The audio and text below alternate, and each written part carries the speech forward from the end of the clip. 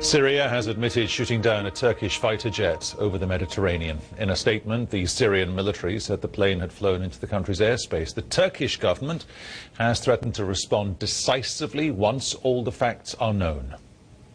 Turkey's Prime Minister and military leaders rushed to hold an emergency meeting on hearing their jet was missing, but held back from blaming Syria for hours.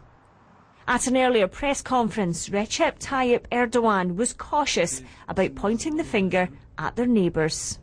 Shortly afterwards, they released a statement saying the jet was brought down by Syria.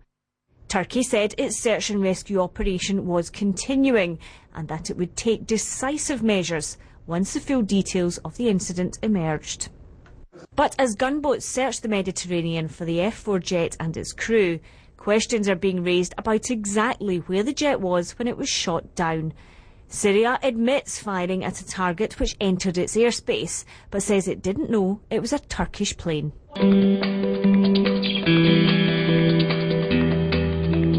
The incident is bound to raise tension severely between the neighbouring countries.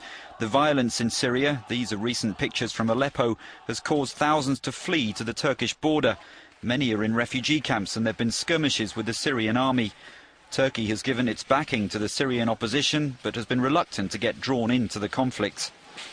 The Turkish F-4 jet went missing in the middle of the day after taking off from southeastern Turkey.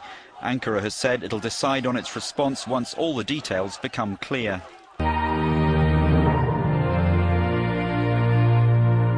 And Turkey has invoked that clause already this year when there was firing across the border from the Syrian military. Look, last night, Turkish time, NATO was saying that Turkey hadn't been in touch with them. You can be sure that that's what's going on this morning.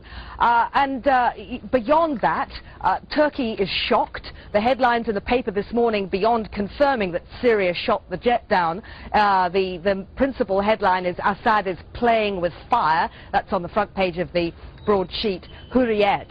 And the Turkish government will be taking this enormously seriously. The fact that we're hearing so little and the response to it is being so measured and so carefully worded gives you an idea of how gently people are treading. But we don't yet have an international response. We don't have a NATO response.